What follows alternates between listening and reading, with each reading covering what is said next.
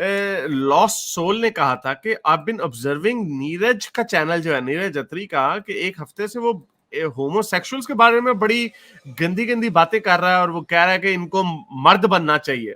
ये क्या, इसके ऊपर क्या कहना चाहेंगे गालिब? क्या, दोबारा बताएं। उन्होंने सवाल ये पूछा है कि नीरज अत्री के चैनल पे होमोफोबिया बड़ा फैलाया जा रहा है और वो ये कह रहा है कि मर्दों को, जो होमोसेक्सुअल मैन है, इनको मर्द बनना चाहिए, ये जनाने वाले काम छोड़ दें। तो ये फिर नीरज अत्री को अपना नाम बदल के वो रख लेना चाहिए, मुफ्ती तारिक मसूद। यही अब मैं कह सकता हूँ, और क्या कह सकता हूँ मैं। यानी हमें जो ये लोग बताते हैं कि जी होमोफोबिया नहीं है, हिंदुइज्म में नहीं, तो ये कहते हैं खारिज जहादी है, तो ये तो आपने मुफ्ती तारिक मसूद वाली बात की है। तो आप ये भी नहीं जहादी हुए फिर, इसका मतलब है। तो वही तो हम कहते हैं, हिंदू जहादी। हिंदू उस पे जहादी है। इनको बड़ी ताप चढ़ती है। लेकिन नीरज अत्री जैसे लोग जो होमोसेक्सुअलिटी के खिलाफ बोलते हैं, असल में बात वही आ जाती है कि ऑल ऑफ दीस पीपल, चाहे राइट विंग का क्रिश्चियन हो, चाहे राइट विंग का मुसलमान हो, या राइट विंग का हिंदू हो, ये सब एक ही जैसे हैं। अब हालांकि क्रिश्चियन जो राइट विंग का, वो ये नहीं कहेगा 9 साल की बच्ची से शादी कर लो। So there are subtle differences, subtle differences हैं।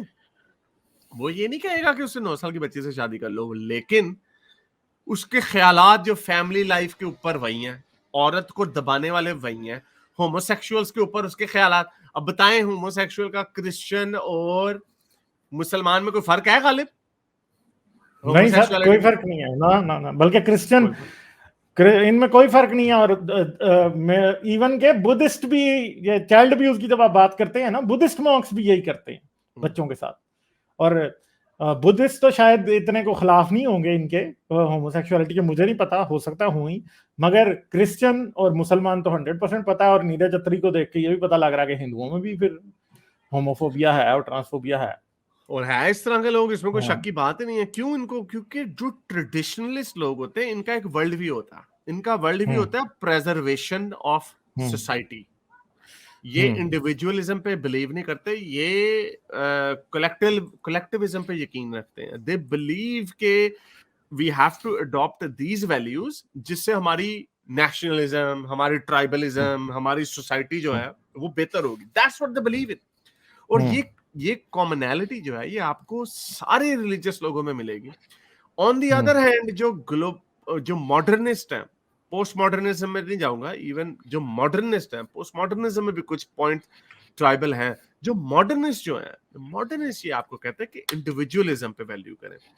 हारिस अगर इस चीज पे यकीन रखता है तो he has a right to live his life.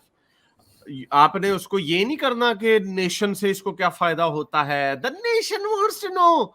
No, nation का इससे कोई ताल्लुक नहीं है, इसका ट्राइब से कोई ताल्लुक नहीं, इसका ताल्लुक पर्सनल प्रॉस्पेरिटी से। अमेरिका की सबसे बड़ी, जो वेस्ट की सबसे बड़ी सक्सेस का राज, और America is the pinnacle of that, कि उन्होंने इंडिविजुअलिज्म को इतना ऊपर रखा कि कैपिटलिज्म का क्यों नुकसान करते हैं लोग, बिलियनर से क्यों नफरत करते हैं। बिलियनर जो होता है वो एक तरीके का सेल्फिश होता है।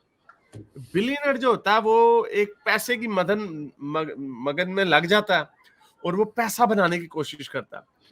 पैसा बनाने के बाद ट्रिकल डाउन इफेक्ट होता है कि उसकी एक कंपनी, अमेज़न वाला जो है, अब वो उसने कंपनी बनाई है, उसने कंपनियां बनाई हैं, उसने इतनी लोगों को रोजगार फ्राहम किया, लेकिन ये तब नहीं, ये कम्युनिज्म में नहीं हो सकता था, ये कलेक्टिव माइंडसेट में नहीं हो सकता था।